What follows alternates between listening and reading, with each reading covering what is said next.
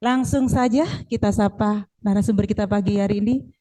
Selamat pagi, Bu Prita. Pagi, Boleh pagi. boleh disapa dengan Mbak Prita atau gimana? Biar Boleh, boleh. Oke, boleh. oke.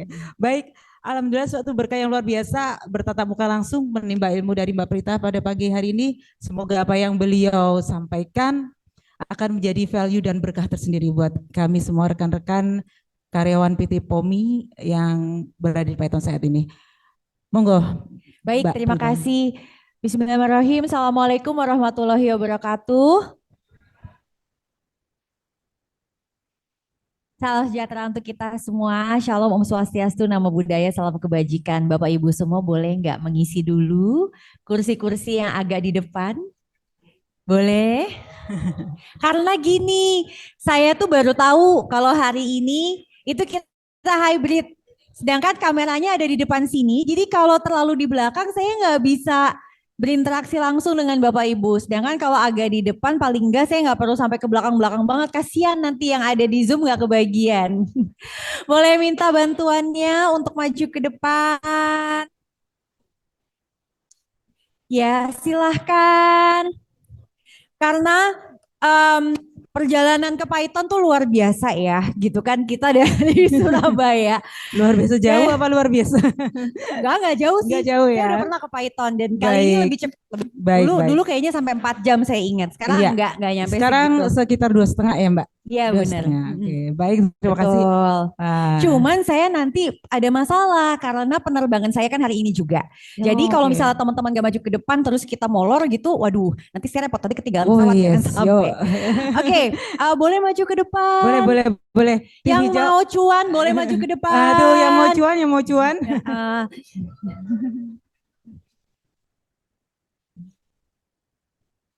Ya, biasanya yang mau maju ke depan adalah mereka-mereka yang memang mau belajar nih gitu ya. Karena tadi kita ngobrol sedikit pada saat kita starting acara ini ya, saya sambil turun-turun dikit boleh ya.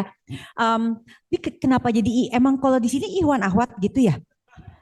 Begitu? Enggak. Jadi sebenarnya ibu-ibu boleh loh di sini, Bu. Bu, Bu, posisi menentukan prestasi beneran. Serius saya. Nanti soal kita akan ada sedikit interaksi-interaksi dan juga hadiah. Jadi boleh diisi, tenang. Ini enggak Ikhwan atau ada satu di situ. Ayo boleh di sini yang ibu-ibunya maju. Iya. Hari ini materi saya diminta membantu tentang financial planning ya Bu Dian ya untuk semua teman-teman di sini yang juga ada di Zoom. Halo. Mohon maaf nanti mungkin di Zoom nanti bisa tanya jawab aja, tetapi saya akan banyak interaksinya dengan teman-teman yang ada di sini. Oke, kalau kita berbicara tentang financial planning, Anda sebagai karyawan mungkin merasa bahwa, oh saya udah bekerja selama sekian tahun, kayaknya semuanya aman-aman saja. Nah, memang biasanya seperti itu. Kita biasanya terlupakan bahwa mungkin ada hal-hal yang kita miss dari segi checklistnya. Jadi hari ini sebenarnya kita mau ngangkat checklist tersebut. Karena saya yakin sebagian dari Anda juga pasti bukannya nggak punya ilmu sama sekali, pasti ada. Tetapi ilmunya ada yang mungkin sedikit, ada yang lebih banyak, ada yang mungkin perlu di tune in dengan generasi sekarang dan berbeda-beda lagi ya. Maka saya mau tanya pertama dengan survei. Anda yang sudah bekerja selama 5 tahun atau lebih boleh tepuk tangan dimanapun. Kerja 5 tahun, tepuk tangan dia begini Pak. Ya, boleh minum air putih sedikit Pak, biar agak konsen. Tadi sebetulnya udah ditawarin tuh kopi-kopian. Yang sudah bekerja selama 10 tahun atau lebih boleh tepuk tangan. Bagian sini mulai berkurang, bagian sini agak banyak ya. Yang sudah bekerja 20 tahun atau lebih boleh tepuk tangan. Mohon yang di belakang udah 20 tahun, Anda kayaknya perlu banget nih materi saya, jadi mohon maju ke depan. Oke, atau yang sudah 5 tahun lagi MPP, boleh tepuk tangan? Oh ada. Ibu-ibu boleh maju ke depan Bu, karena aku kalau terlalu ke belakang kasihan yang di Zoom nih. Jadi hari ini katanya materi kita, saya sampai tanya, hari ini saya bawain apa nih? Udah jauh-jauh ke Python karena kalau kita berbicara tentang financial planning tuh aspeknya tuh banyak. Ya, financial planning itu kita berbicara dari mulai sehat finansial, bagaimana Anda memiliki good money habit, kemudian ada lagi namanya pengelolaan keuangan, ada lagi namanya investasi, dan ada lagi namanya retirement planning. Dan itu tidak mungkin saya bisa kasih dalam 1 jam. Jadi hari ini itu kita ambil yang financial planning. Jadi nanti kalau Anda punya pertanyaan di luar apa yang saya sampaikan hari ini, tetapi seputar finansial ya Bapak Ibu, insya Allah saya bisa jawab. Oke. Kenapa sih kita ngomongin financial planning one on one untuk karyawan? Oke, pada saat kita lihat nih apa sih yang akan terjadi pada diri kita, mungkin teman-teman Bapak Ibu semua bisa ngelihat, oke, siapa yang suka melakukan hal ini, saya jamin Anda mental health-nya akan terganggu.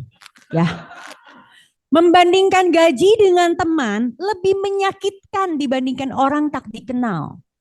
Bukan kata saya loh, baca di bawahnya, kata Profesor Kerry Cooper dari United Kingdom, ini adalah seorang profesor di Manchester University. Artinya, yang masih hobi, lu bonus tahun ini berapa? Gitu ya. Lu naik apa enggak? Terus mulai ngeliat-liat gitu ya. Aku nggak tahu nih teman-teman tinggalnya di mana. Kalau tinggal di kompleks perumahan kadang-kadang tuh suka lirik-lirik gitu. Ih, dia punya mobil baru loh gitu. Dia punya ini baru loh gitu ya. Trust me nggak ada gunanya. Udahlah itu gibah kan tadi katanya di sini. Saya bukan ustazah ya. Udahlah itu gibah. Terus jauh dari rasa syukur karena kita jadi lupa apa yang udah kita punya hari ini. Pada saat kita lihat orang lain kayaknya punya lebih. Ya. Atau kita melihat, oh dia sugih banget gitu ya. Oh paling bagus investasi tuh ini. Saya selalu paling sering datang ke setiap seminar. Itu pasti. Kenapa saya bilang pasti? Karena saya udah melakukan hal ini selama 14 tahun. Selalu ada yang ngomong, biasanya yang lebih senior atau yang lebih ini, yang paling bagus tuh ini. Kenapa? Karena biasanya dia merefleksi pada dirinya. Padahal pertanyaannya emang dirinya dia dengan orang yang lain itu sama? Paling sering lagi di kapal. Karena saya udah sering banget datang ke remote area. Di kapal itu satu kepalanya investasi di hutan jati, itu satu kapal investasi hutan jati semua. Jadi kalau yang satu ternyata hutan jatinya itu adalah bodong, ya udah satu kapal itu kena investasi bodong. So itu kenapa paling berbahaya pada saat seseorang sharing apa yang biasa dia lakukan. Saya tidak melakukan itu karena saya seorang konsultan keuangan. Saya akan melihat orang ini apa dan sebagainya, baru saya akan kasih tahu yang buat dia seperti apa. Itu sebab sebenarnya nanti pada saat Anda mulai mendapatkan pelatihan MPP itu yang udah mau retire gitu ya, itu harus dikelompokkan berdasarkan Anda tuh tipe orangnya seperti apa. Nah sekarang kan kita belum. Jadi sekarang saya kasih ilmu secara umumnya dulu. Itu sebab ini nggak ada gunanya banding-bandingin. Even ngebandingin, lu udah invest apa aja, itu nggak ada gunanya. Untuk bertanya ilmu, misalnya, oh kamu pengalaman ya investasi saham, boleh dia share. Tetapi bukan berarti bahwa itu yang terbaik buat Anda. Itu satu. Oke, nah sekarang kalau udah tahu membandingkan gaji dengan teman lebih menyakitkan, kenapa masih sering melakukan itu? Karena satu ya katanya ngomongin tentang duit tuh enak banget. Kenapa Mbak ngomongin tentang duit enak banget? Karena uang itu ternyata memang menjadi penyebab 45% stres manusia. Bukan ini tiga data ini tuh bukan saya buat-buat sendiri ya. Kita ambil dari berbagai studi. Jadi kalau Anda misalnya bilang stres banget nih karena kerjaan, itu enggak. Stres banget karena kerjaan karena mungkin kerjaannya kurang cukup bayar cicilan gitu aja. Ujung-ujungnya adalah masalah keuangan. Every aspect of our life. Mbak istriku misu-misu nih ya, istrinya halo. Kalau lagi misu-misu di rumah pasti duitnya lagi kurang, bener enggak? Gitu ya. Tahu kata itu, ya tahu lah Pak, orang saya konsultan gitu. Pokoknya semuanya ujungnya di situ. Atau deg-degan, isi bapak nih nekat banget naruh duit di bisnis. Padahal istrinya tipe personalitinya beda. Dia sukanya naruhnya di mana tabungan biasa. Jadi nggak cocok gitu ya. Maka harus dicari tahu nih supaya stres 45% ini bisa diatasi. Gak mungkin nggak stres. Gak mungkin. Manusia tuh nggak mungkin nggak stres. Pasti ada. Tapi diatasi. Lalu kalau udah teratasi, dia biasanya akan berpengaruh terhadap kesehatan mental kita. 72% ya orang itu kesehatan mentalnya dipengaruhi oleh kesehatan keuangan. Artinya kalau keuangan kita tidak sehat, maka Anda secara mental sebenarnya nggak sehat. Kadang kita ngerasa saya biasa-biasa aja. Ternyata psikolog tuh punya checklist. Kalau 1, 2, 3, 4, 5 sampai 10 ada yang cek, oh dia sebenarnya mentalnya agak keganggu dikit nih. Bukannya sakit jiwa Mbak, bukan. Tetapi keganggu. Contoh, masalah pinjaman online dan judi online itu sebenarnya mental health-nya keganggu. Yes.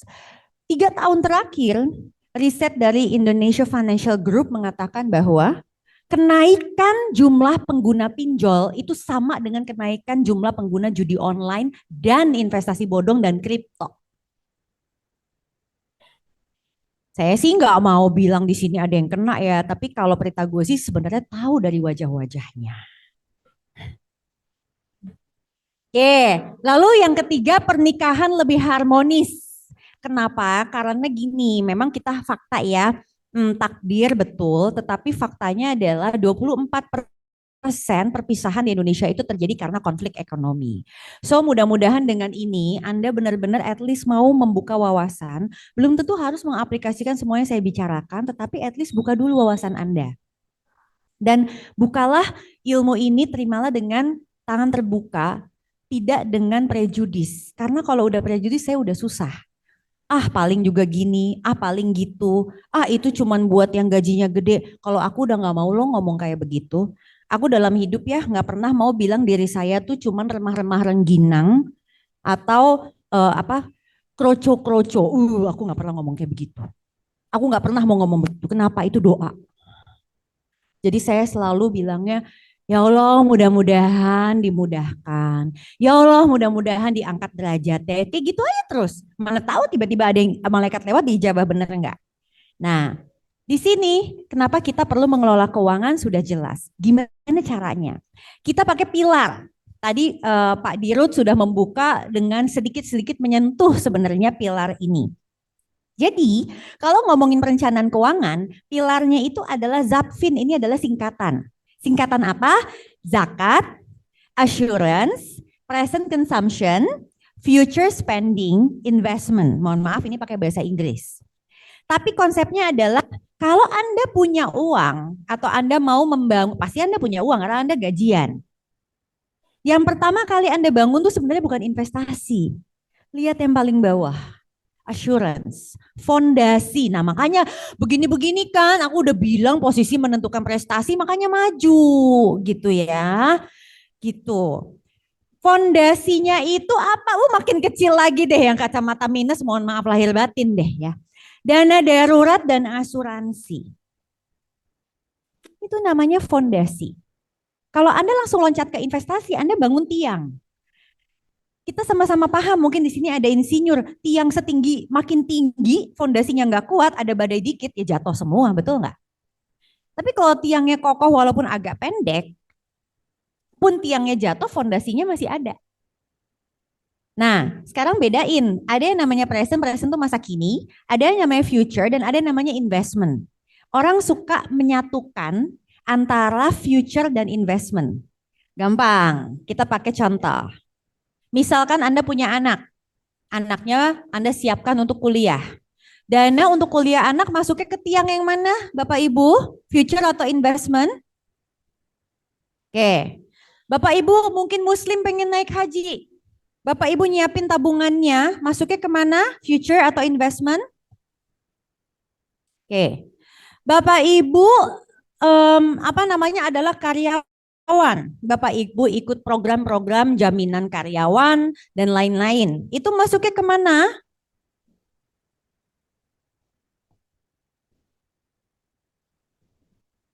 Oke. Yang bilang bahwa wah itu udah pasti masuknya ke future Mbak, karena kan itu kan future saya. Boleh tepuk tangan? Yang bilang menyiapkan itu semua masuknya investment, boleh tepuk tangan? Kenapa tepuk tangan terus ya Mas ya? Gimana nih maksudnya? Saya agak bingung nih. Sebenarnya pilihnya future atau investment gitu ya. Oke. Ini bedanya. Anak kita persiapkan kuliah, dia masuk kuliah dan dia lulus. Apakah Anda mempersiapkan lagi kuliah S1 lagi? Biasanya tidak. Betul? Maka itu masuknya tiang future. Anda mau naik haji. Anda punya jatah naik haji 1 kali dari pemerintah. Ada orang-orang yang berkali-kali itu terserah. Tapi kita aiming yang pertamanya. Anda selesai naik haji, selesai nggak? Udah selesai haji. Itu masuknya future. Anda memasuki umur 55. Anda pensiun.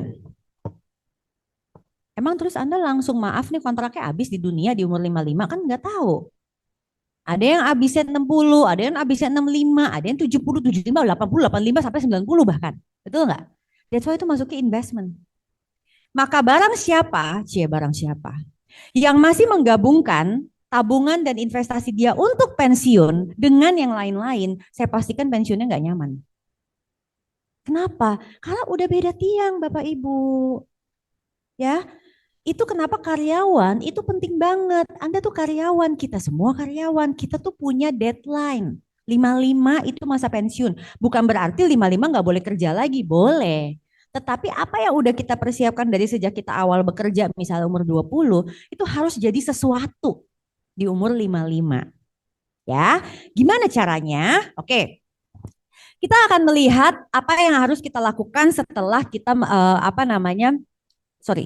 langkah perencanaan keuangan itu starting dengan financial check up. Ya, jadi caranya adalah financial check up, kedua mengelola keuangan, ketiga mencapai tujuan keuangan. Ini saya recap dalam waktu 1 jam ini ke depan ya. Sebenarnya nanti dari sini cabang-cabangnya itu banyak, tapi kita coba dulu ya supaya at least punya bayangan. Nomor 1, financial check up. Nah, financial check up ini apaan sih Mbak Prita? Sebenarnya ini very simple, tapi banyak orang yang tidak melakukannya. Oke, Anda suka melakukan medical check up nggak? Atau menjadi barang wajib di PT POMI? Wajib. Kalau nggak medical check up, apa sanksinya? Oh, nggak apa-apa. Nggak ada masalah sebenarnya Pak. Tapi ada nggak yang males medical check up soalnya aku takut lihat hasilnya? Ada juga yang kayak gitu ya. Nah, sekarang kalau nggak financial check up karena takut lihat hasilnya atau emang nggak ngerti aja ada financial check up? Apa Pak? Takut pasrah? Pas saya nggak bilang manusia nggak boleh pasrah, tapi pasrah tuh di belakang setelah udah ikhtiar, baru terakhirnya pasrah. Nah sekarang gimana nih kita melakukan financial check up yang mudah ya, yang mudah-mudah aja. 3 target Anda sebagai karyawan. Ini yang gampang-gampang. Hari ini juga supaya Anda harusnya udah bisa tahu. Detik ini juga. Nomor 1, setiap bulan cash flow Anda positif. Ditandai dengan Anda nggak punya pay later atau pinjol. Aman? Aman? Soalnya ada yang cuman gini nih. Saya tanya aman, nggak jawab aman, nggak aman juga nggak apa, tapi senyum aja gitu. Jadi kita sama-sama tahu aja ya, telepati dalam hati. Nah, cash flow bulanan positif itu wajib untuk karyawan. Kenapa? Karena Anda bukan pengusaha. Kalau pengusaha itu kan memang kadang uangnya datang, uang enggak. Tapi kalau karyawan kan tiap bulan gajian. Jadi kalau sampai minus, ada pertanyaan tuh harusnya. Kenapa? Sebabnya di mana? Harus dicari tahu. Tiap orang beda-beda sebabnya. Kita nggak bisa sama ratakan. Bahkan mereka yang terjerat pinjol pun, itu kita kalau konsultan keuangan itu tidak bisa langsung bilang kamu sih punya gaya hidup tinggi. Karena kadang kasusnya belum tentu seperti itu. Oke. Yang kedua adalah cicilan maksimal 30% dari penghasilan. Nah ini yang bahaya. Tahu nggak kenapa? Karena banyak karyawan yang menghitung penghasilan itu dari take home pay. Terus pas pandemi kemarin contohnya, take home pay-nya dia kan mungkin termasuk tunjangan atau perjalanan dinas. Itu hilang, langsung panik karena terus cicilannya jadi setengah dari gajinya dia. Paham ya? Dan itu sumber-sumber awal mereka ngambil pinjol sebenarnya. Karena waktu dia hitungnya dari apa yang biasanya dapetnya segini Mbak Prita gitu. Jadi pada saat ternyata itu ada yang nggak dapat, aja berantakan. Maka detik ini Anda harusnya bisa menghitung. Cicilan saya tiap bulan sepertiga dari gaji pokok saya enggak? Kalau iya, aman.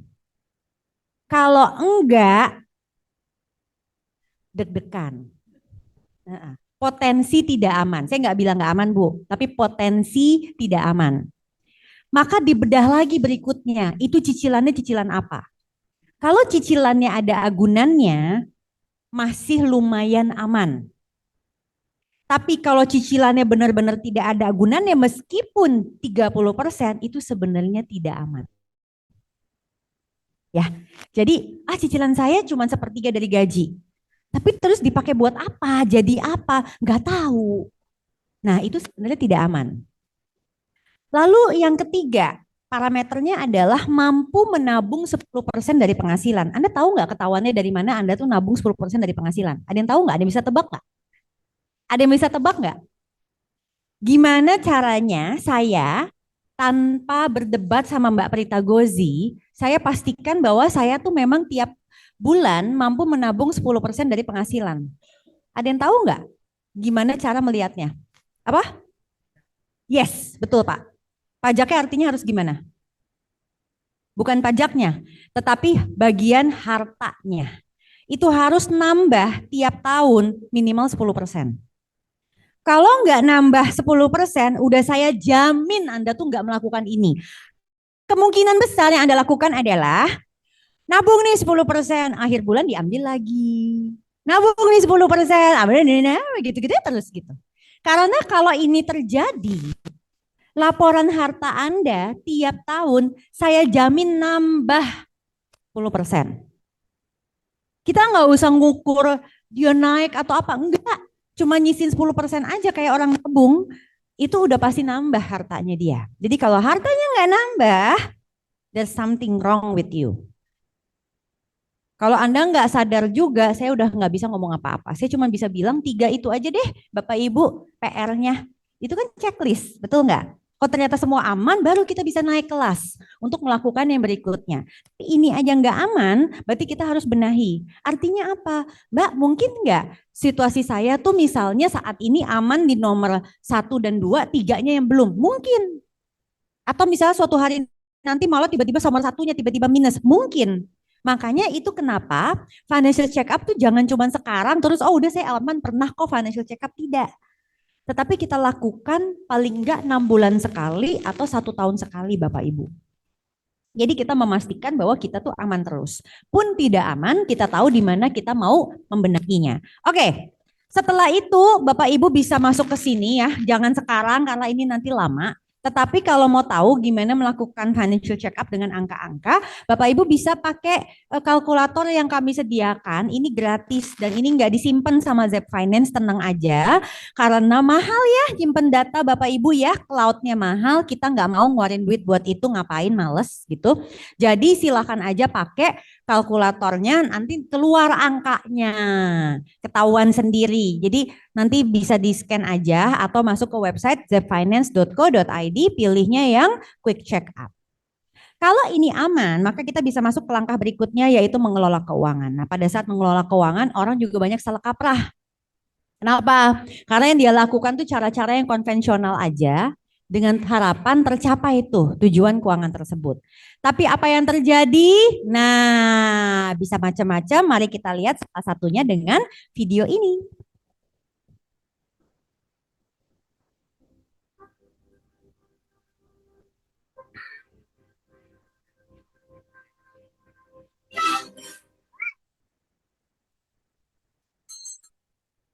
Timpak.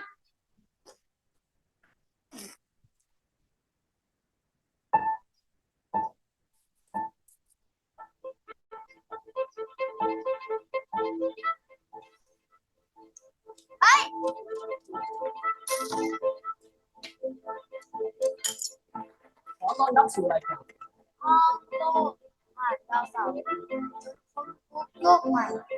เด็กคนนี้มีแววอาชีพใหญ่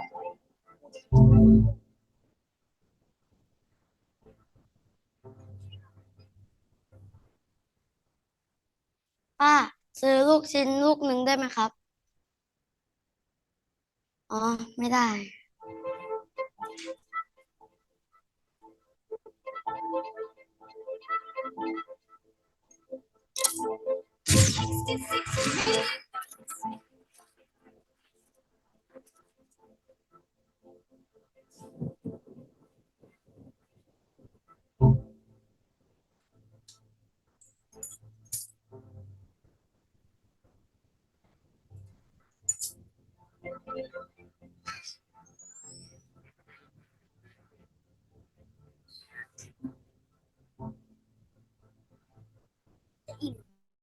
ค่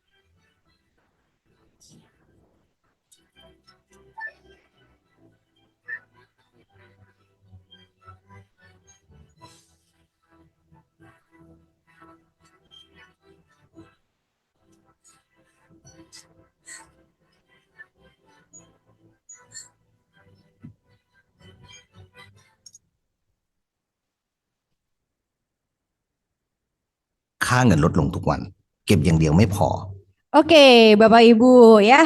Jadi sekarang makin kerasa ya kalau apa yang kita lakukan selama ini udah kok saya udah gini. Nah, ini checklistnya jadi makin banyak nih. Oke, siap ya kita masuk ke checklist berikutnya.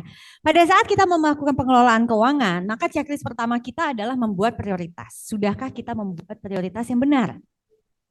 Prioritas kita tuh ada 3. Wajib, butuh, ingin. Kita biasanya hanya bilang battle between butuh dan ingin, betul nggak? Seringnya gitu ya, butuh apa ingin, butuh apa ingin. Kita lupa di depannya ada yang wajib. Yang wajib nggak boleh dilupain. Wajib duluan, baru butuh dan ingin. Nah, wajib ini ada yang bisa kita kurangin atau bahkan harusnya hilang, terutama pada saat kita jelang-jelang pensiun. Apa tuh? Cicilan. Jadi kalau Anda masih berutang saat Anda sudah pensiun, itu bahaya banget Bapak Ibu. Saya ulang ya, banyak orang merasa nggak apa-apa untuk mengambil utang pensiunan. Saya bilang itu bahaya. Bukan yang nggak bisa, tetapi berbahaya. Sehingga sebisa mungkin kita atur saat kita pensiun, itu kita tidak lagi punya kewajiban-kewajiban seperti itu. Nah, kewajiban lain mungkin masih muncul. Contohnya apa? Mungkin kita dikaruniai Tuhan putra dan putri yang masih usia sekolah saat kita pensiun. Di sini ada nggak? Ada. Berapa banyak? Bukan orangnya banyak, anaknya. Maksudnya saat sudah memasuki 55, masih yang memiliki sisa tanggungan anak belum selesai sekolah, itu berapa banyak anaknya? Nah itu kan tiap orang beda-beda. Itu yang harus hitung. Makanya banyak orang yang akhirnya suka pusing terus bilang ya udah deh nanti kamu Bapak doain aja dapat beasiswa. Loh itu didoain mah wajib ya, tapi tidak menghilangkan kewajiban kita sebagai orang tua buat membiayai anak kita. Nah anaknya kan yang bikin kita. Masa giliran dia udah ada, orang tuanya udah deh Bapak soalnya udah repot, Bapak udah pensiun.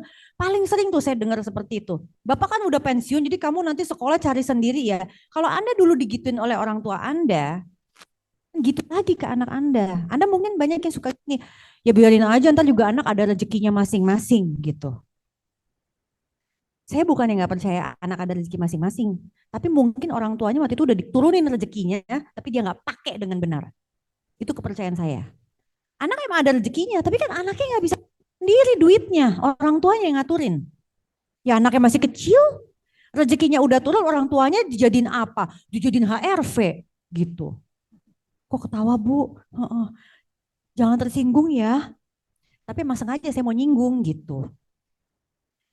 Soalnya bisa jadi seperti itu. Nah ini kan yang kita harus waspada. Kalau saya mohon maaf ya kalau saya menyinggung perasaan Bapak Ibu, tapi kalau misalnya saya sih selalu percayanya anak itu tanggung jawab orang tua. Dia mau balikin apa enggak duitnya ke kita itu dari rezekinya kita lah, anak kita berbaktinya gimana, tapi tidak menghilangkan tanggung jawab saya sebagai orang tua kepada anak-anak saya. Itu kepercayaan saya. Jadi kalau Anda percayanya beda ya udah nggak apa-apa, kita nggak usah debat. Nah di sini pada saat kita udah tahu ada prioritas pengeluaran dan Anda bisa mengelola pos-pos pengeluarannya. Oke, bijak dalam berutang konsumtif ini menjadi tantangan kita di era media sosial. Setuju nggak? Contoh ya, nggak tahu nih tadinya ada tempat wisata apa, gara-gara lihat TikTok jadi penasaran pengen ke situ. Ada nggak yang ngalamin gitu?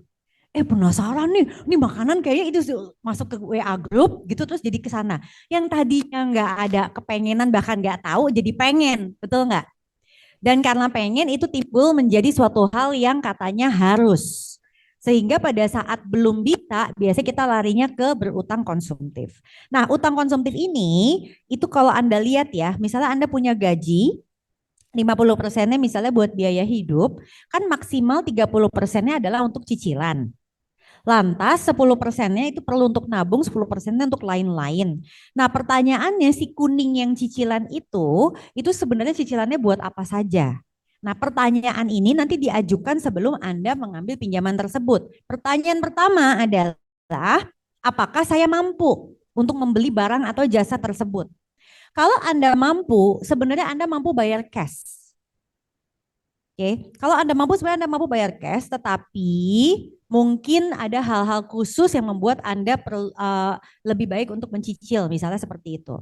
Tapi kalau semua pertanyaan ini jawabannya adalah saya pakai pay later, itu udah jelas hanya keinginan, bukan kebutuhan. Lalu pertanyaan berikutnya adalah apakah pembelian ini bermanfaat? Nah orang jarang nih nanya pertanyaan kedua. Dia biasanya berhenti di pertanyaan pertama, saya mampu beli nggak? Mampu, ya udah dia beli. Sebenarnya ada pertanyaan kedua, bermanfaat atau tidak? Contoh ya Bapak Ibu, memiliki manfaat itu berarti memang ada daya gunanya buat kita. Bukan sekedar harga murah. Kalau harga murah semua juga bisa beli, saya yakin Anda bisa bayar, cicilannya bisa bayar. Pertanyaannya, meskipun harga murah, manfaat nggak buat kehidupan kita? Again saya diingetin, kalau di agama saya dibilangin pembelian-pembelian barang-barang tuh harus ada manfaatnya. Karena saya ditanya untuk apa saja harta saya digunakan, katanya gitu. Jadi kalau sampai itu numpuk, sampai kalau perempuan nih ya mohon maaf nih, lemari jilbab, jilid nongol lagi, jilid nongol lagi, udah kepenuhan. Kepala kita cuma satu ya ibu-ibu ya, itu jilbab kenapa mesti 50 saya nggak tahu gitu. Tapi serius, emang what for? Dress code Mbak Prita, ya atur dong dress code-nya jangan aneh-aneh gitu ya. Misalnya setiap pergi dress code bikin baju baru, apalagi baru ya Allah benar-benar. Oke, terus yang berikutnya adalah membuat anggaran. Nah ini kita masuk nih ke ilmunya. Nah tadi kan Bapak sempat mention, Mbak bener nggak sepertiga, sepertiga, sepertiga? Bukan yang nggak bener. Tapi nggak semua orang bisa langsung melakukan itu. Tadi kan Bapak bilang, pokoknya nggak peduli deh sepertiga gimana. Ya tunggu dulu, Pak lihat dulu rupiahnya berapa. Oke, jadi kita lihat 4 pos pengeluaran yang biasanya selalu ada. Wajib, rutin bulanan, tahunan, dan mendadak. Kita tuh punya pengeluaran pasti 4 ini. Wajib, rutin bulanan, tahunan, dan mendadak. Nah, tahu nggak? Orang-orang itu banyak yang bilang, kebutuhan-kebutuhan di hari raya itu adalah pengeluaran mendadak.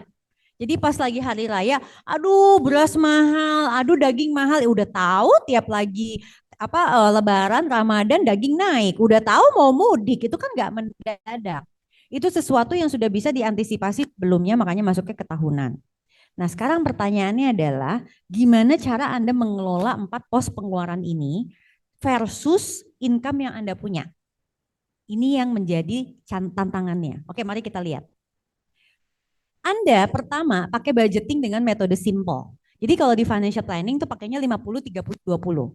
Nah, sepertiganya memang benar adalah untuk yang saving. Jadi masa depan kita. Nah, pertanyaannya adalah 70-nya lagi ngebaginya gimana? Sebenarnya ada yang namanya playing. Jadi playing itu untuk keinginan-keinginan dan itu wajar. Karena sebagai manusia kita pasti punya yang namanya primer, sekunder, tersier tuh pasti ada. Dan boleh-boleh aja makanya ngambilnya itu yang di bagian playingnya itu tadi. Pertanyaannya, kalau penghasilannya dia saat ini misalnya 5 juta rupiah, mudah nggak mengaplikasikan ini? Tergantung. Tergantung dia tinggal di mana, tergantung anggota keluarganya berapa banyak, betul nggak? 10 juta untuk lajang dengan 10 juta yang punya anak 3 kan beda banget, bener nggak? Itu sebab pada saat kita mengaplikasikan budgeting tersebut, jadi ilmunya tuh ini. Pertanyaannya kok susah banget ya ngaplikasiin kayak begitu. Akhirnya terus bilang itu ngaco, itu salah. Bukan ngaco atau salah, tapi belum bisa kita lakuin. Makanya kita bergeraknya dengan satu persatu. Pertama, kalau Anda saat ini penghasilannya antara 5 sampai 15 juta, Anda lihat kolom yang merah. Yang tulisannya zero sum. Anda lihat di situ memang kita nggak bisa persentase Bapak Ibu. Kalau penghasilan kita saat ini antara 5 sampai 15, saya sangat paham bahwa Anda memang perlu ngebuang dulu untuk living tuh yang memang udah pasti-pasti. Lalu Anda kasih sedikit buat playing, lalu Anda kasih juga buat saving. Tapi memang untuk format persentasenya itu agak susah kalau mau pakem diatur. Tapi Anda pastiin aja tiga-tiganya kebagian gitu loh konsepnya. Oke.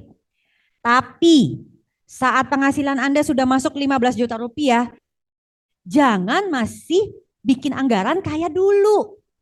Nah itu orang biasanya kebiasaan tuh. Dia bawa terus. Dari zamannya dia masih penghasilan berapa sampai sekarang sama aja cara ngelolanya. Harusnya udah diganti. Saat penghasilan Anda antara 15 sampai 50 juta rupiah, maka Anda sudah bisa menerapkan si 50, 20, 30. Wajib. Nah sekarang banyak orang suka nanya sama Prita, Mbak itu yang 30% ngebaginya gimana? Berapa banyak yang buat investasi pendidikan anak? Berapa banyak buat ini itu? Itu sebenarnya terserah. Karena tergantung prioritas Anda saat itu apa. Contoh, kalau Anda belum punya dana darurat, berarti banyakin dana darurat. Kalau Anda punya anak masih kecil-kecil, berarti banyakin dana pendidikan. Tapi pas Anda udah masuk umur 45, anak masih kecil, Anda udah nggak bisa kayak begitu. Anda harus banyakin dana pensiun. Berarti jatah sekolah anaknya memang mohon maaf agak terbatas. Sehingga pemilihan sekolahnya harus menyesuaikan kemampuan finansial orang tua. Oke, terakhir adalah 50 juta. Kalau Anda penghasilannya sudah 50 juta ke atas, kok nggak ada yang amin sih?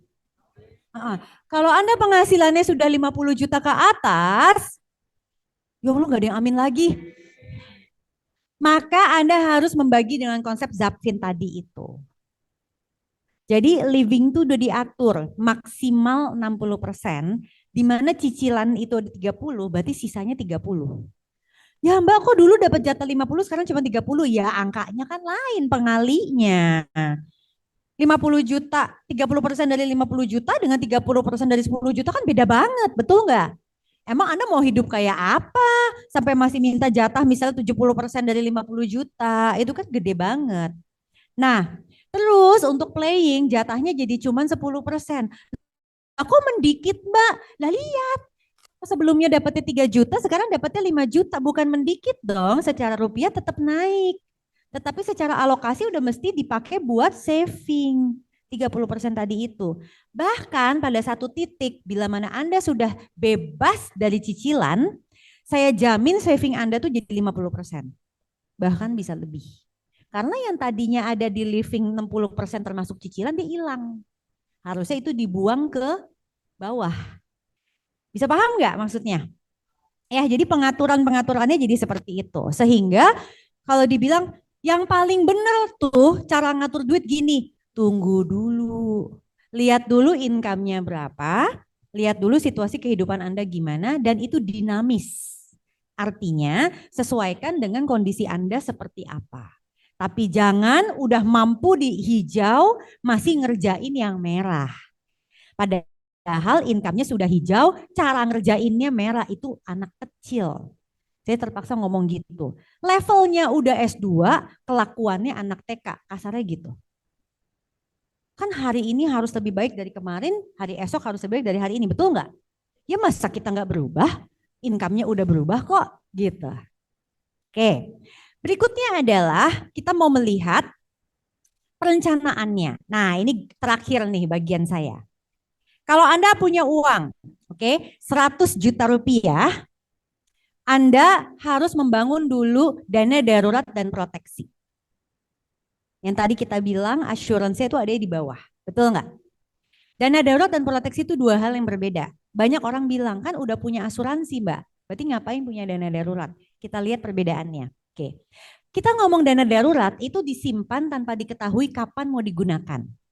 Sedangkan kalau asuransi itu dia adalah proteksi, menjaga nilai kekayaan atau dari potensi kerugian finansial akibat adanya resiko kehidupan. Resiko kehidupan itu banyak. Ada resiko kematian di masa produktif, ada resiko kesehatan dan lain-lain. Nah, sekarang teman-teman Bapak Ibu sekalian, kalau ngomongin dana darurat itu bahasanya jelas, disimpan tapi nggak tahu kapan kepakainya. Itu sebab kalau udah tahu disimpan nggak tahu kapan kepakainya, jangan iseng nanya returnnya. Karena kalau Anda mau kejar return, Anda harus tahu jangka waktunya. Lah orang nggak ketahuan kok kepakainya kapan. Banyak yang suka protes, ngapain ngeliatin duit begitu aja Mbak, bagusnya diputer. Ya mana situ tahu kan lagi diputer tiba-tiba butuh duit, terus pinjol deh jadinya. Orang lagi jadi tanah, atau lagi jadi bisnis, dia pinjol padahal punya duit. It's not right. Perencanaan keuangan nggak kayak gitu. Oke. Proteksi ini terdiri dari asuransi. Asuransi kita yang diperlukan ada berapa banyak? Ada yang tahu nggak? Apa aja asuransi kita perlu? Kesehatan, nextnya. Jiwa, terus udah. Cuma dua itu. Ibu langsung gitu. Kok gitu selama ini aku tunggu dulu, kita bedah nanti satu-satu. Tapi kalau ditanya apa yang kita perlunya cuma dua itu. Asuransi jiwa dan asuransi kesehatan. Lain-lainnya tuh ya additional lah gitu. Tapi if you ask me, apa yang saya paling butuhin? Dua itu saja. Then Anda punya uang untuk melakukan hal-hal yang lain dalam artian supaya financial planningnya tepat. Oke, nah contoh menghitung dana darurat gimana? Anda lihat dulu post living Anda berapa. Jadi jangan hitung dari income, itu salah besar. Nanti jadinya stres. Income saya segini, saya kali berapa? Jangan ya. Pengalinya itu adalah post living, dikalikan 3 itu minimal. Ideal 12. Paham? Artinya kita kejar dulu 3, udah dapat 3, Anda udah sehat. Tapi belum ideal. Kan sehat bisa sehat awal, bisa bagus gitu, bener gak sih? Ya, kalau mau bagus itu 12. Tapi minimalnya 3. Artinya kalau belum dapat 3, jangan invest. Sederhana. Kenapa? Karena kalau tiba-tiba nanti duitnya perlu lagi diinvest, udah deh selesai. Gitu. Oke? Nah, sekarang kalau Anda punya uang 100 juta, apa yang akan menjadi tujuan Anda? Mau buat apa itu uang? Boleh saya tanya dari sini dulu? 100 juta mau buat apa? Nggak usah ngarang. Oh apa Bu? Mau bikin salon? Oke boleh. Ibu mau bikin salon. Di sini 100 juta mau buat apa? Ya Allah 100 juta ngandai-ngandai aja lama banget ya gitu. Mau apa? Investasi. Oke di sini 100 juta mau buat apa? Bikin kos-kosan. Oke aku langsung ke sini ya. 100 juta mau buat apa Bapak-bapak? Beli sawah. Oke. Di tengah sini 100 juta mau buat apa? Pak jangan tegang gitu dong Pak, kayak ketakutan gitu kayak mahasiswaku gitu. Santai aja, 100 juta mau buat apa? Tadi investasi udah, Bapak pilih jawaban lain. Nggak terima jawaban menikah lagi atau buka cabang ya. Oke, silakan. Udah tadi beli sawah, ayo kreatif dikit Pak, ayo kreatif. Beli rumah sih, saya gitu ya. Oke, paling depan 100 juta mau buat apa? Ditabung, oke tabungan. Oke, kita punya 6 jawaban ya tadi ya. Oke, 6 jawaban itu yang pertama, kasihan deh masnya langsung jadi kayak videografer gitu. Aku udah bilang, aku orangnya suka jalan-jalan. Oke, 100 juta rupiah yang pertama tadi saya dengar ada mau bikin salon. Terus saya juga tadi dengar ada mau investasi. Lalu tadi saya dengar lagi mau bikin kos-kosan. Lalu saya dengar lagi mau beli sawah. Saya dengar lagi tadi apa? Beli rumah. Dan terakhir saya dengar bikin tabungan. Itu saya nggak terima. Ya, nikah lagi atau buka cabang itu jangan no ya. Soalnya ada ibu-ibu di sini nanti saya dimarahin sama ibu-ibu. Oke. Ayo lo ada ibu lo, ayo tadi videonya tadi gimana? Yang ketawa-ketawa tadi siapa Mas? Oh, ayo langsung kabur. Oke. Ditelepon sama pasangannya. Kamu nggak bercanda. Dari 6 tadi itu ya, 6 tadi itu, tahu nggak? Tujuan keuangan yang 6 tadi itu, yang tujuan keuangan itu, oke, itu baru ada satu. Yang mana coba?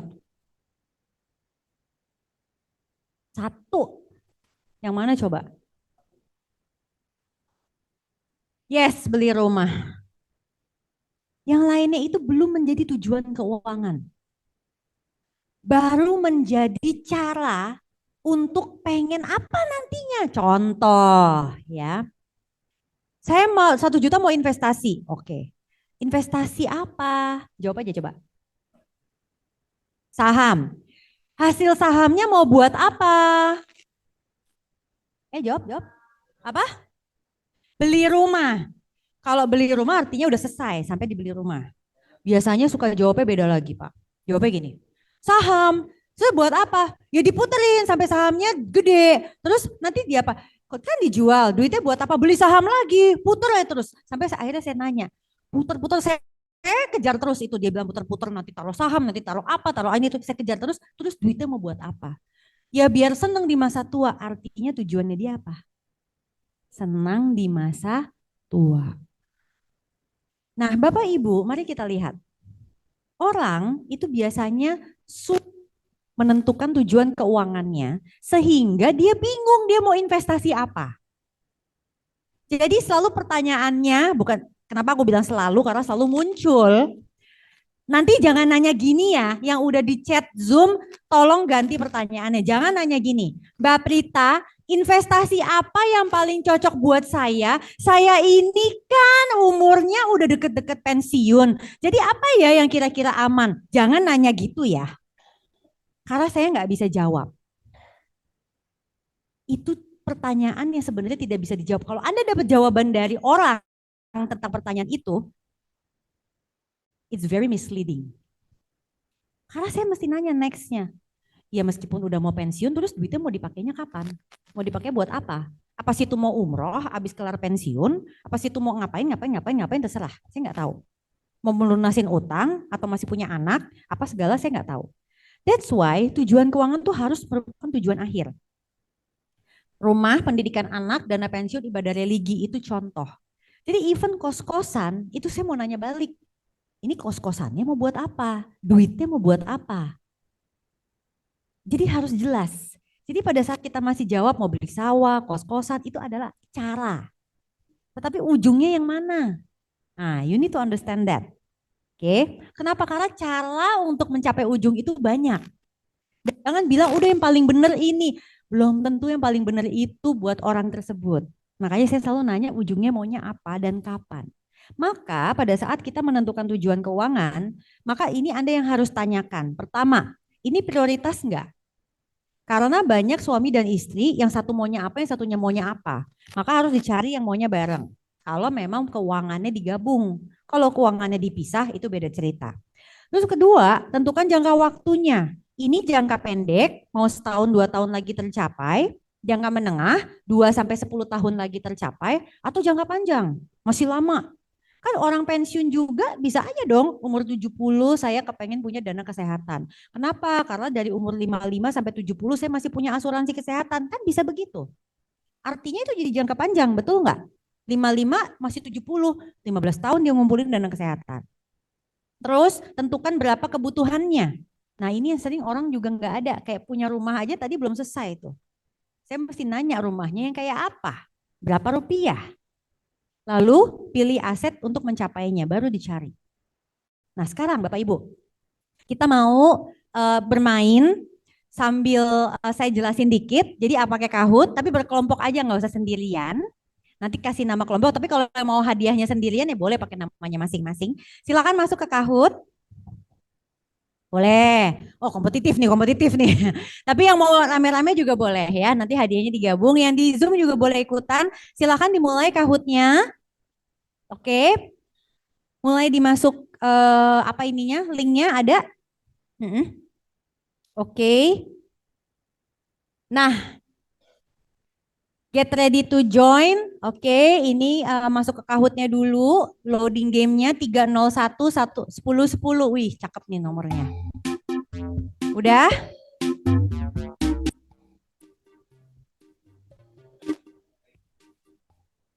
Boleh, boleh bergabung, boleh, boleh. Tapi kalau gabung namanya jangan sampai lupa ya masukinnya apa. Oke, udah agak banyak nih. Baik, kita mulai dalam hitungan kelima ya.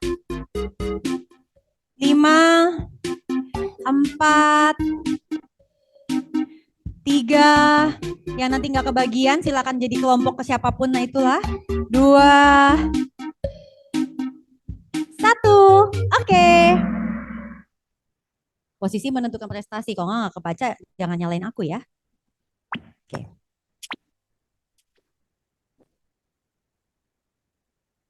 Tujuan keuangan dana pensiun 20 tahun lagi termasuk dalam tujuan keuangan jangka menengah, panjang, pendek, jangka waktu. Pilih warnanya yang cucu.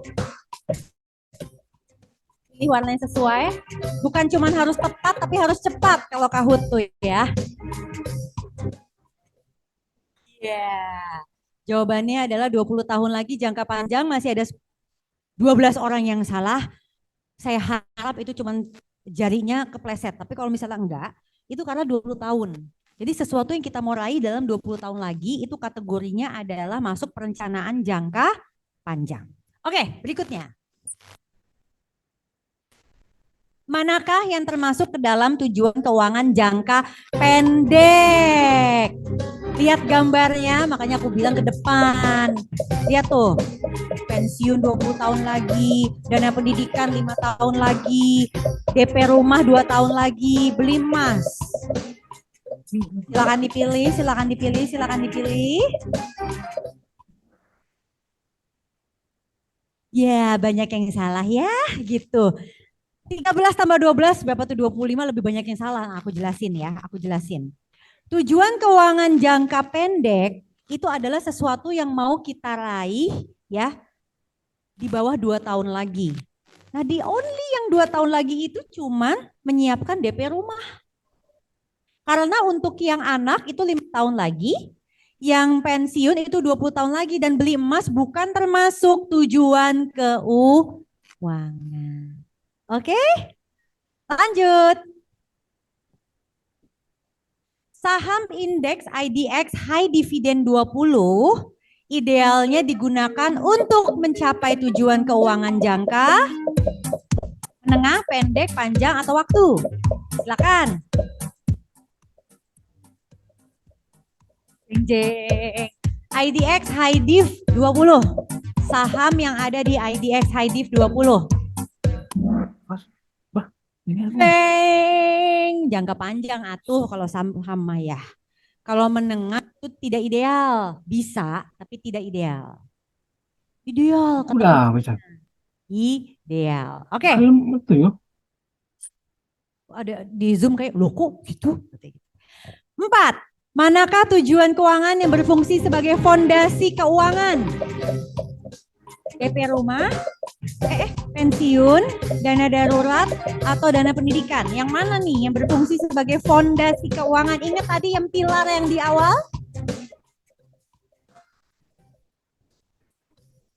Fondasi. Saya tepuk tangan nih. Kali ini banyak yang jawabnya benar. Alhamdulillah, saya pikir yang merah itu pasti kepleset ya. Terus yang 6 juga kayaknya kepleset juga tangannya. Karena lebih banyak yang benar jawabannya dana darurat. Dan kalau ada satu lagi apa? Satu lagi fondasinya? Betul sekali. Jadi fondasi keuangan atau assurance itu cara membangunnya dengan punya dana darurat plus asuransi. Oke, nomor 5. Emas idealnya digunakan untuk membantu kita mencapai tujuan keuangan jangka idealnya loh ya, idealnya.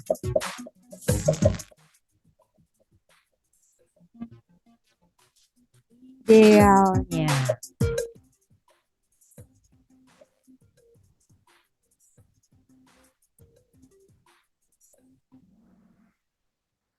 Yo, yang benar cuma 13. Oke, emas berdasarkan hasil statistik selama puluhan tahun ke belakang baru memberikan return yang pasti di atas 5 tahun. Jadi kalau di bawah 5 tahun tuh masih gejolak banget ya. Tapi kalau Anda pegang emas untuk 5 tahun ke atas, itu biasanya Anda secara statistik Anda mendapatkan return. Kalau Anda bilang, kemarin pandemi aku dapat return, itu anomali. Tapi secara statistik, makanya itu bukan kata-kata saya. Datanya begitu. Oke? Jadi idealnya begini, tapi bisa nggak kalau aku mau pakai lebih lagi? Ya bisa-bisa aja. Tapi idealnya untuk jangka, ya Pak. Nggak dengar Pak.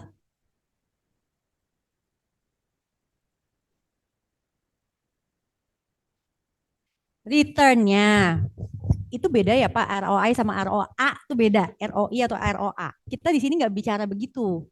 Kita berbicara itu adalah dari modal. Karena kalau Bapak bicara ROI, ROA, itu Bapak bicara kayak aset perusahaan. ROI, ROA aja udah beda. Jadi gimana Pak?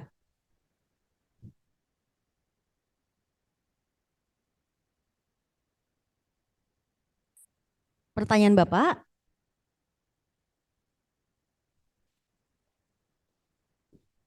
Nah, berarti Bapak udah beda nih ceritanya. Bapak kan bicara likuiditas, sedangkan di sini tujuan keuangannya sudah ditetapkan berapa lama, Pak? Tapi kalau Bapak bilang kan takut-takut di tengah-tengah saya mau cari yang lebih liquid, itu makanya ada dana darurat, Pak.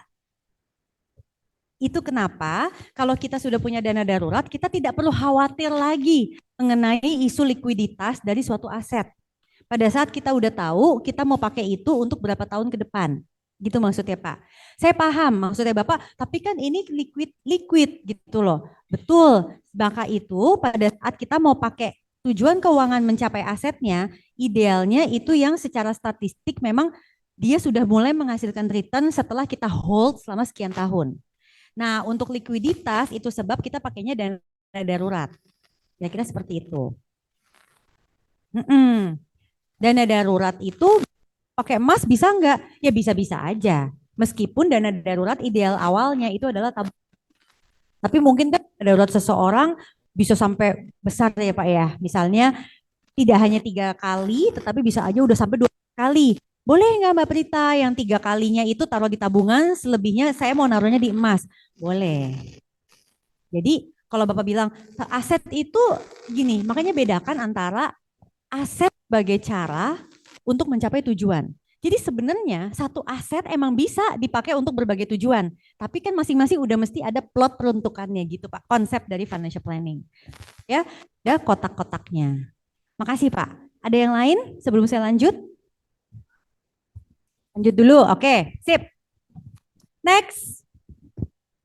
Manakah yang termasuk ke dalam tujuan keuangan jangka menengah?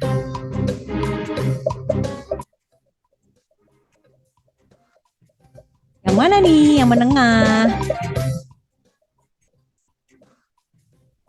Menengah itu antara berapa sampai berapa? Nah, kalau 2 tahun ke bawah kan pendek, 10 tahun ke atas kan panjang. Nah, yes, cakep. Wih, tepuk tangan. Oke, nomor 7. Nomor 7, reksadana pasar uang idealnya, ingat, idealnya digunakan untuk mencapai tujuan keuangan jangka reksadana pasar uang. Reksadana pasar uang. Pasar uang. Pasar uang.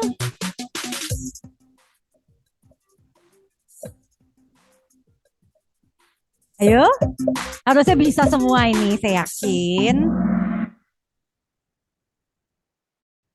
Ya aku malah yang dikit kuning. Reksadana pasar uang jangka pendek. Ayo kita ulang ya. Reksadana ada berapa jenis? Pasar uang, pendapatan tetap, campuran, saham. Itu sebagai 4-nya. Tapi ada yang indeks Mbak, indeks itu sebagai saham. Ada ETF Mbak, ETF itu sebagai saham. Ya, tapi 4 kelompoknya adalah itu. Oke, nah sekarang kalau yang pasar uang itu adalah yang risikonya paling rendah, maka idealnya digunakan untuk tujuan keuangan yang paling jangkanya pendek. Oke? Sip. Nomor 8. DPLK, dana pensiun lembaga keuangan, idealnya digunakan untuk mencapai tujuan keuangan yang mana? Merah, biru, kuning, atau hijau? Nggak boleh salah ya. DPLK.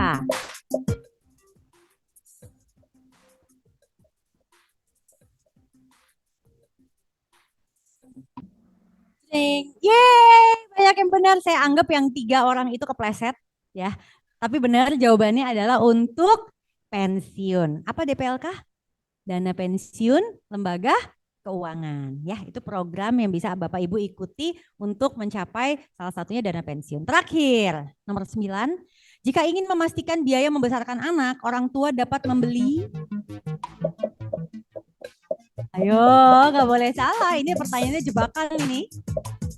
Jika ingin memastikan biaya membesarkan anak, orang tua dapat membeli.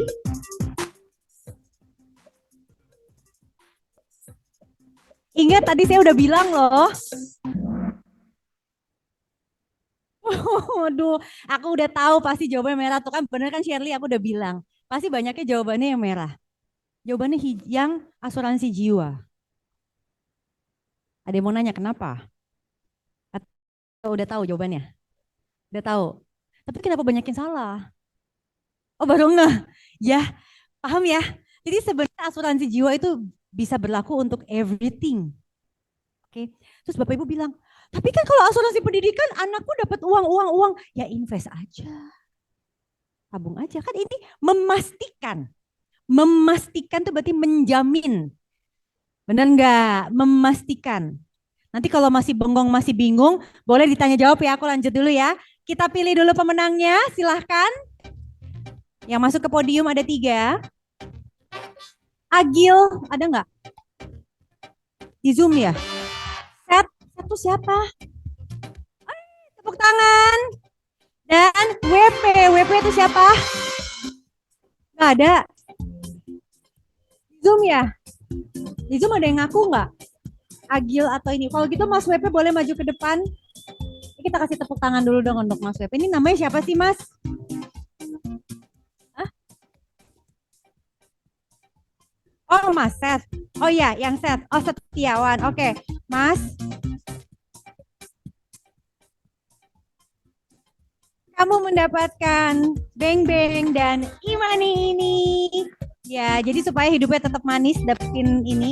Foto dulu atuh Mas. Nah, jangan ditutupin. Ini biaya hidup itu murah.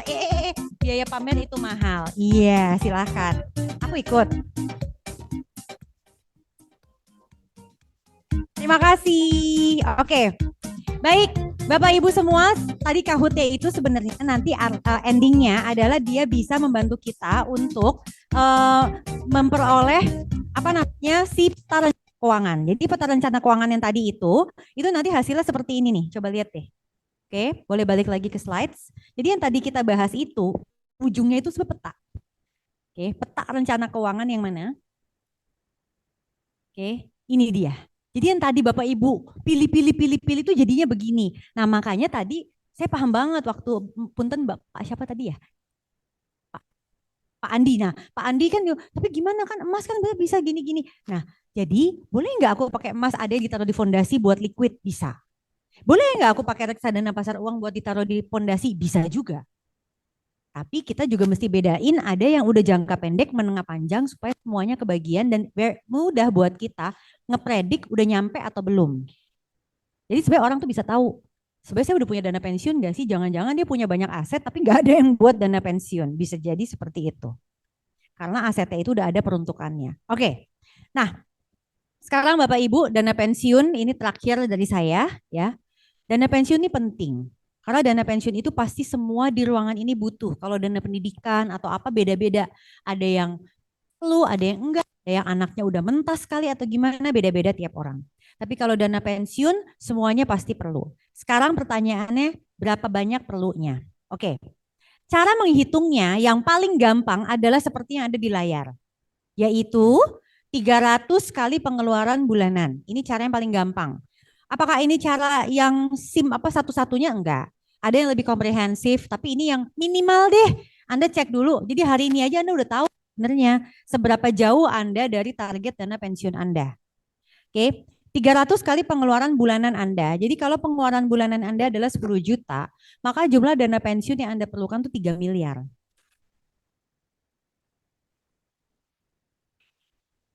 Ya udah. Sekarang gimana cara mencapainya? Oke. Kalau Anda sukanya pakai tabungan, berarti Anda butuh uangnya lebih besar. 3 gimana ceritanya pengeluaran bulanannya 10 juta, suruh nabungnya 10 juta juga, kan berat ya. Makanya kenapa kalau masih punya 20 tahun, mungkin Anda turun lagi tuh ke emas. Jadi 7,3. Atau kalau Anda mau pakai saham, Anda turun lagi tuh. Nah, ini yang tadi saya bilang, kan idealnya 5 tahun, tapi bisa nggak aku pakai emas buat dana pensiun? Iya, bisa-bisa aja. Tapi Anda bisa pakai yang lebih efisien lagi, yaitu reksadana saham atau saham. Nah, Bapak Ibu, kalau Bapak Ibu mau tahu ya, ini kisah nyata. Jadi modal investasi 50 juta itu kalau dipecah menjadi 4 ini hanya untuk pensiun tapi ya, nggak berlaku untuk dana pendidikan anak atau yang lain-lain. Ini pernah nih, ini sebenarnya kasusnya saya sendiri. Jadi waktu saya umur 22, saya punya uang karena dapat dari angpau dari lain-lain gitu ya, dulu beasiswa dan lain-lain, angka segitu saya belah. Ditungguin aja sampai umur 42 dapat segitu. Itu. Tapi apa artinya kalau Anda melakukan sekarang akan seperti ini juga ya belum tentu. Bisa beda-beda. Tapi saya cuma mau bilang adalah angka berapapun itu akan naik. Kalau investasinya benar, bukan bodong. Itu aja. Dan ini butuh waktu. Butuh waktu 20 tahun bahkan ini. Gitu ya. Jadi artinya memang pensiun tuh menyiapkannya harus sabar. Nggak boleh tergesa-gesa. Jangan maunya cuan cepet, tapi nantinya tidak sustain. Sustainability very important. Sustainability itu artinya tuh berkelanjutan. Oke? Nah, teman-teman, ini pilihan aset investasi untuk dana pensiun yang bisa Anda pilih. Kalau umur teman-teman di sini di bawah 45 tahun, Anda bisa pilih seperti yang ada di layar. Tapi kalau udah di atas 46, mungkin pilihannya agak sedikit berbeda. Oke, Bapak Ibu, saya rasa cukup untuk hari ini. Mungkin setelah ini kita bisa buka untuk tanya jawab. Mudah-mudahan apa yang saya sampaikan tadi bisa bermanfaat untuk Bapak Ibu semua. Kalau saya ada salah-salah kata, saya mohon maaf. Assalamualaikum warahmatullahi wabarakatuh.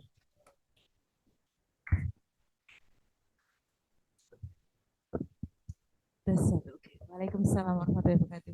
Baik, rekan-rekan semua sudah siap dengan pertanyaannya. Kita open 3 dulu untuk yang di atrium admin building. Silakan.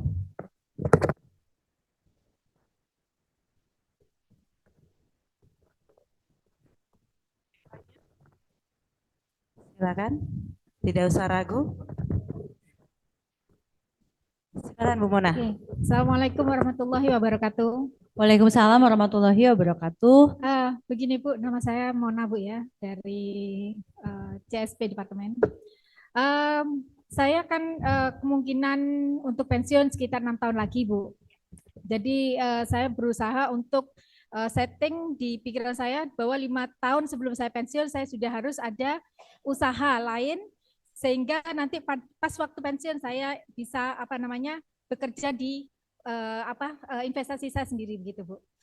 Nah, untuk saat ini saya sudah memulai suatu bisnis tapi tidak terlalu besar dan kalau seandainya saya ada dana, saya itu kan saya investasikan ke bisnis saya tersebut.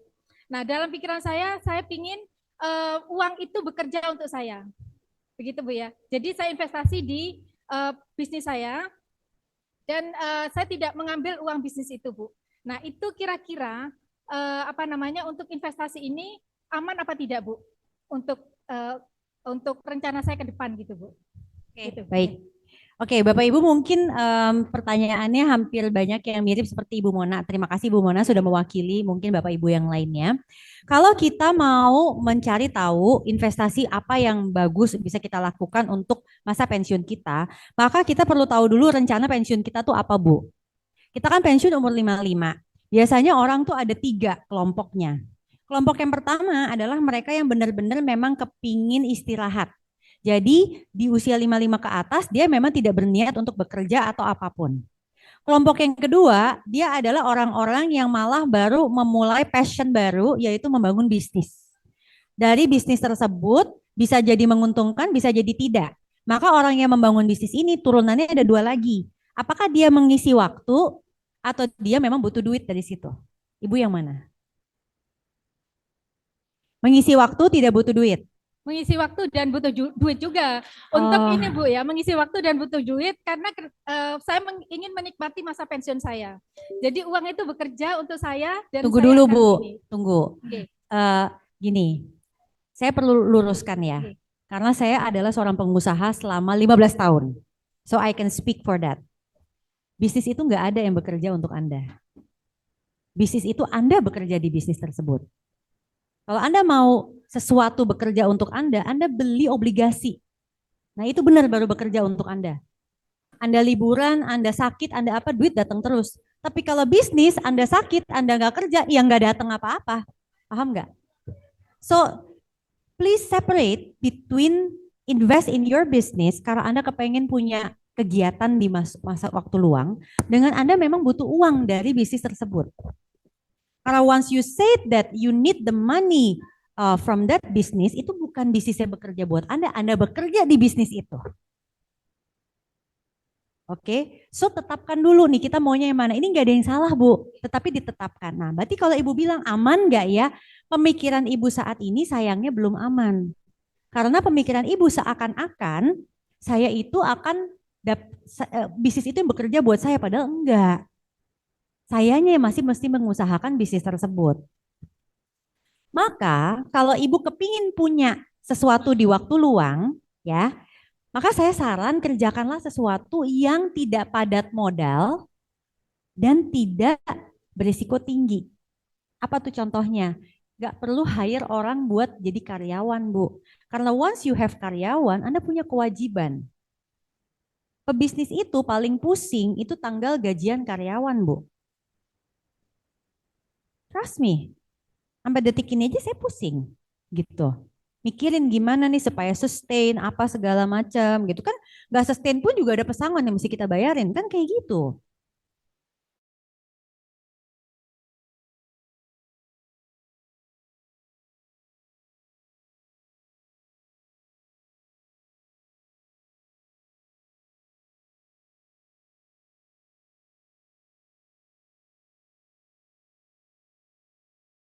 Beda. Nah sekarang, tapi Mbak Berita aku masih perlu nih duit dari sesuatu itu. Oke, berarti sekarang kita define duitnya perlu berapa rupiah. Dari berapa rupiah itu ketahuan modalnya jadi mesti berapa. Karena kalau saya akan suggest, kalau Anda benar-benar kepengen itu aset bekerja buat Anda, maka pilihannya adalah aset keuangan. Aset keuangan seperti apa? Saat ini pilihannya banyak. Yang paling rendah resikonya adalah obligasi. Mau naik lagi bisa, saham itu ada dividen dan lain-lain. Tapi itu ada resiko-resikonya. Nah maka kalau saya misalnya pengen penghasilan berapa Bu? Sebut aja. 20 juta Bu. 20 juta. Oke. Berarti 20 juta kali 12 itu jadi 240 juta. Dengan return 5% per tahun, Ibu cari modal yang bisa kasih 240 juta per tahun. Paham? Kalau 5%, 10%-nya aja itu kan berarti 2,4 M. Berarti kalau 5%, 2 kali lipatnya. Berarti sekitar 5 M Bu perlu modal. Ibu taruh aja di obligasi, Ibu merem aja, datang terus tuh 20 juta tiap bulan. Gitu ya Bu ya. Jadi yang Ibu lakukan saat ini itu masih ada resiko-resiko. Itu tadi cara-caranya yang saya arahkan untuk kalau Ibu mau mengurangi resiko tersebut. Terima kasih. Terima kasih Bu. Terima kasih Bu Mona.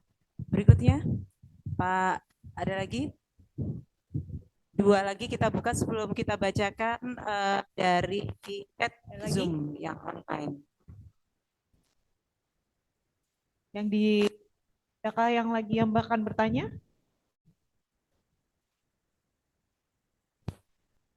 Pak Roman?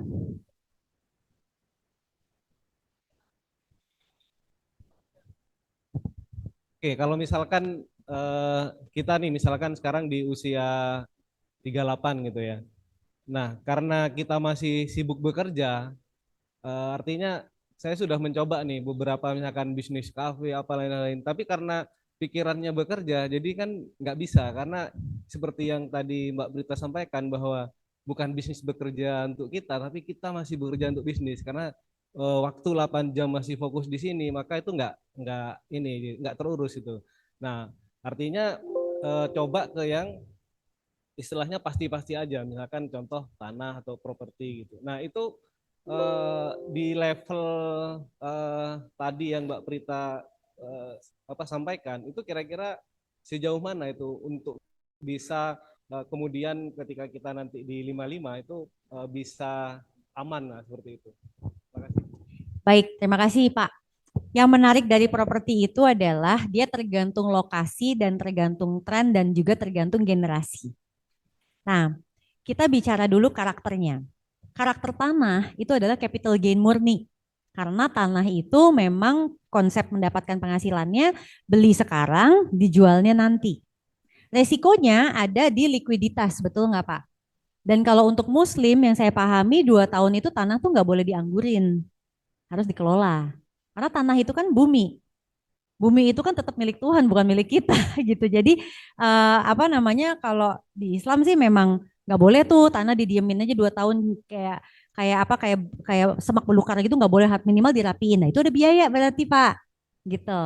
Nah berarti biaya itu bukan yang nggak boleh, tapi akan mengurangi potensi capital gain kita di masa depan. Mungkin nggak itu sukses? Mungkin. Terus rumah atau kos-kosan.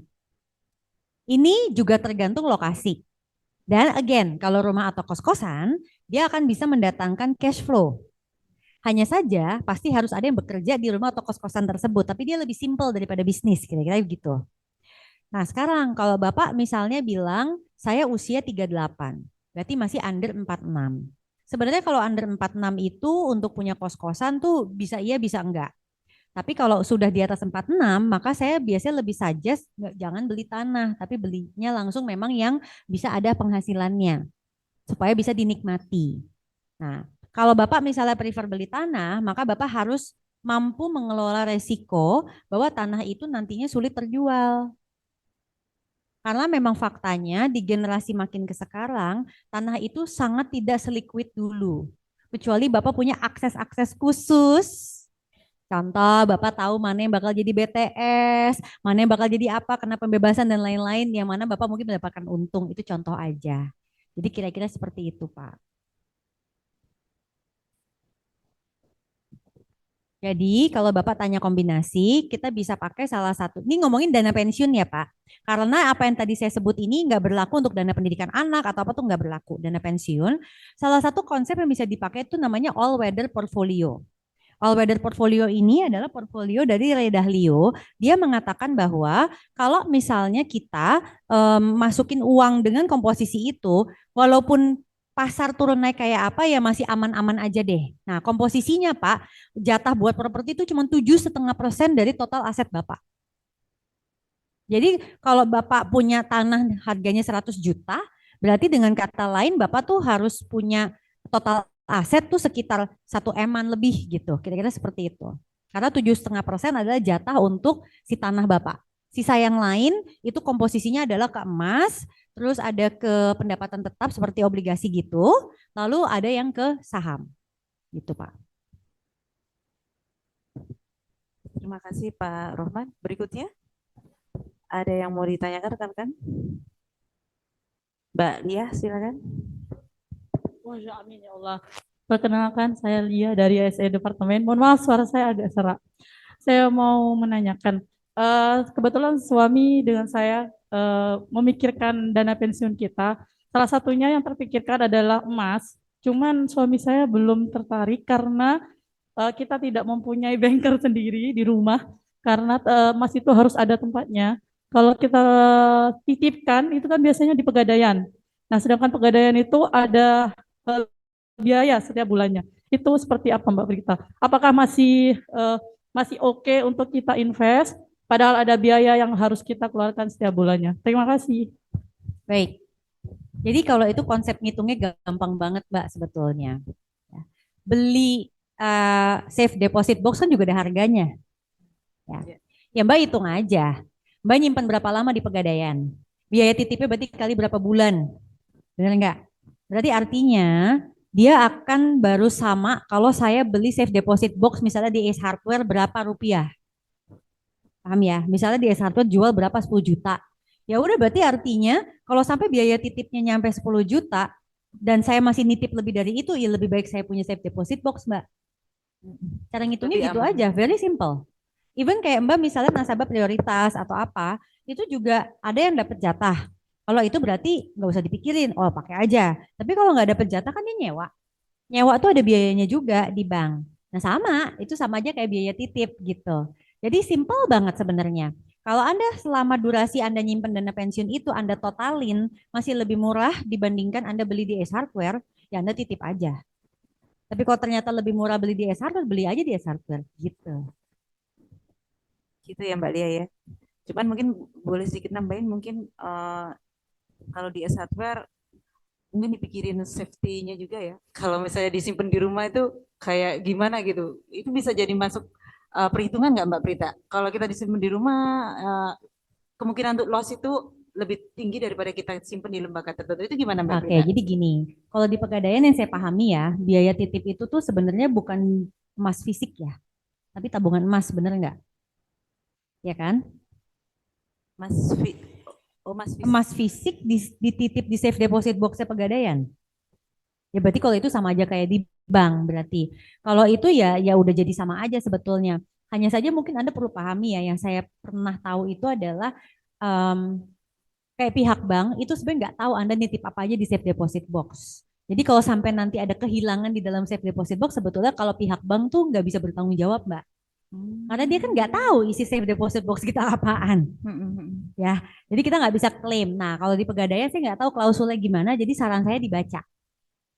Karena saya nggak tahu kalau klausul gimana, saran saya dibaca. Kalau sampai ada kehilangan atau apa, apakah memang ada penggantiannya atau tidak? Karena dia tahu persis mungkin berapa emas yang kita titipin di situ. Karena kalau misalnya Mbak juga bilang itu titip emas fisik, mana dia tahu emasnya berapa gram? Emang gitu.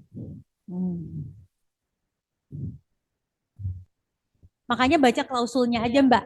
Nggak perlu didiskusikan sekarang, tapi konsepnya adalah dibaca aja klausulnya, pastikan, karena kalau nggak jadi sama Bu. Kan benar. tadi Ibu Dia ini concernnya adalah concern kehilangan. Iya.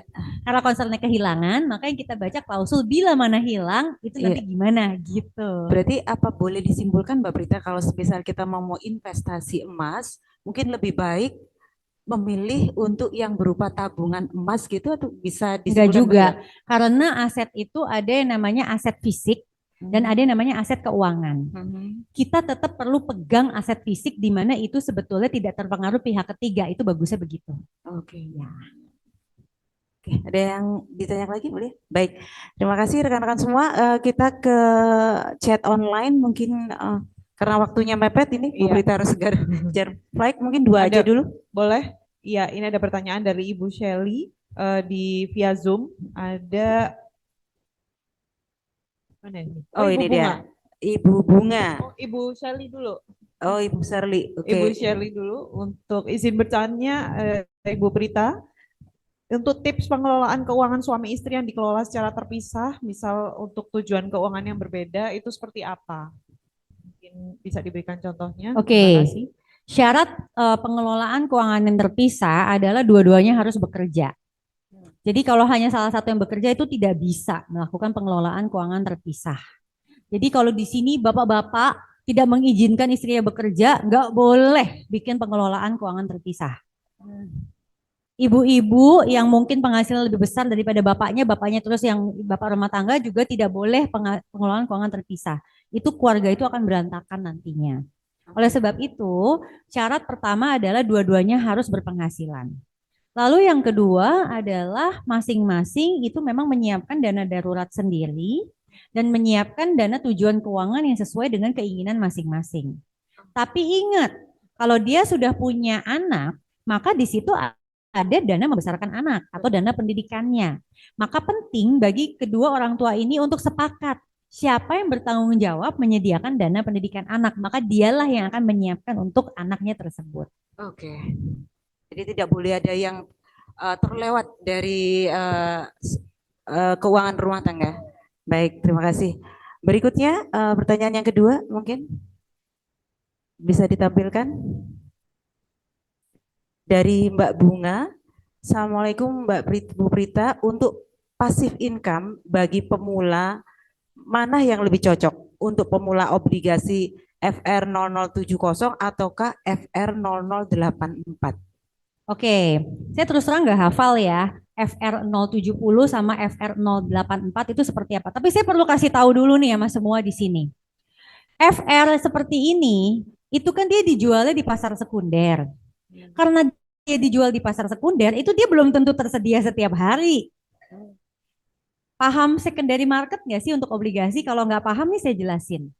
Jadi orang banyak pikir karena sekarang banyak influencer nyebut-nyebut FR, dia pikir and anytime saya bisa beli itu dua barang. Belum tentu. It depends on the stock. Jadi kayak Anda datang ke pasar mana lagi ada stok apa enggak. Dan itu stoknya bisa berbeda-beda setiap sekuritas. Jadi tergantung di mana Anda beli itu stoknya bisa beda-beda. Atau tergantung sih misalnya bank yang menjadi secondary market itu. Ini contoh aja ya, bank merah, bank orange, itu saya kan dua-duanya nasabah di situ juga ya. Dan itu bisa pakai mobile banking ini. Itu bisa beda loh daftarnya yang bisa dia jual. Karena itu tergantung dia lagi punya barang apa. So pertanyaan ini nggak bisa langsung saya jawab begitu aja. Pertama, you must understand barangnya adanya di mana. Yang kedua, you must understand that fixed rate obligasi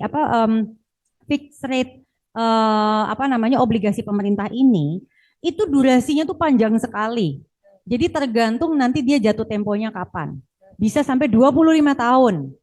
Kalau dalam jangka waktu 25 tahun itu Anda tiba-tiba butuh uang karena Anda nggak punya dana darurat dan Anda mau jual, maka itu tergantung market lagi jualnya berapa. Yang sekarang kita lihat adalah yield to maturity. Apa tuh yield to maturity? Yield to maturity itu artinya berapa return yang akan orang ini dapatkan dengan asumsi dia pegang obligasinya sampai jatuh tempo. Artinya kalau yield to maturity-nya 8% per tahun, itu syaratnya dia mesti pegang sampai jatuh tempo. Dia nggak bisa jual di tengah-tengahnya untuk mendapatkan 8% itu. Kalau di tengah-tengahnya dia mau jual, it depends saat itu situasinya lagi seperti apa, yieldnya bisa berubah. Maka untuk pemula banget, sebenarnya saya suggest-nya adalah SBN retail biasa, yang durasinya itu maksimal 5 tahun. Kalau Anda udah ngerti itu, dan Anda bisa go further ke fixed rate. Karena tadi saya bilang, kalau Anda mau ambil fixed rate, yield to maturity-nya lihat berapa, ini saya coba lihat deh. Saya nggak hafal ya. Katakanlah misalnya di sini, kalau FR itu barangnya banyak banget ya. Jadi almost impossible kita hafal, kita mesti lihat apa yang lagi bisa dijual. Oke, ini contoh aja nih ya. Ini di Bank Merah nih dia lagi jual fixed rate income. Oke, jadi kalau misalnya dia mau ngambil tadi RR berapa? Lupa deh. 70 sama 84. 0070 sama 0084. Oke. FR 70 ya. FR 70 nggak ada barang di sini. Nggak ada barang. Satu lagi apa? 84. Nggak ada barang juga. 81. 81. Tadi ada nggak ada barang. revisi, nggak ada juga. Ada misalnya kita bandingin 80 sama 82 ya. FR 80 itu mature tahun 2035. Berarti berapa tahun lagi? 12. Oke. Kuponnya 7,5%, yield to maturity-nya 7,02%. FR 82 mature 2030, berarti lebih pendek, beda 5 tahun, betul? Kuponnya 7%, yield to maturity-nya 6,86. Saya mau nanya, Anda ambil yang mana? FR 80, maturity-nya 2035. Kuponnya 7,5%, yield to maturity-nya 7,02. FR 82, mature-nya 2030, kuponnya 7%, yield to maturity-nya 6,86. Which one do you choose? Bapak mau yang mana? 82. Bapak 82. Berarti kalau Bapak 82, Bapak mesti ensure dari tahun sekarang 2023 sampai tahun 2030, which is itu hampir 8 tahun, hampir 7 tahun, itu tidak boleh dijual untuk mendapatkan 6,86% yield to maturity. Itu konsepnya begitu. Kalau Anda nggak yakin, kayak tadi kan ada Bapak yang nanya, tapi kan emas lebih liquid. Ini juga liquid.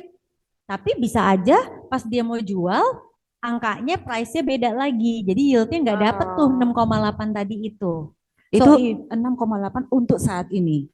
pada Jadi saat gini Bu, yield to maturity itu konsepnya adalah kalau Anda beli sekarang, Anda hold sampai 2030, ya segitu yang Anda dapat. oke, Oke, itu dijamin. dijamin. Oke. Tapi kalau misalnya Anda bilang, oke minggu depan, ya tergantung. Oh. Minggu depan seperti apa situasi pricingnya, maka yield to maturity juga bisa berubah.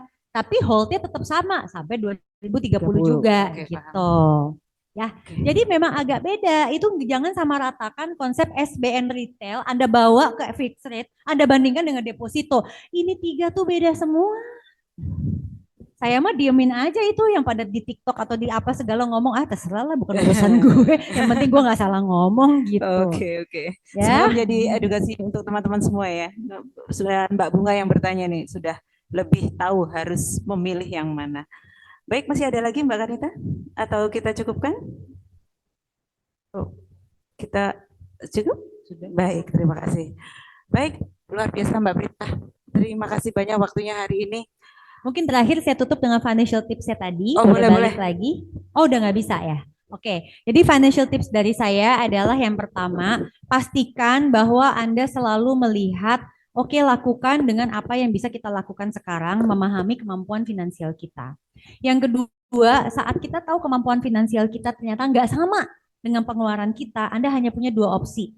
Opsi yang pertama adalah menurunkan pengeluaran, tapi itu tidak bisa selamanya begitu. Maka juga harus ada upaya untuk menaikkan income. Kalau memang sendirian nggak bisa, ya ajaklah pasangannya juga bekerja.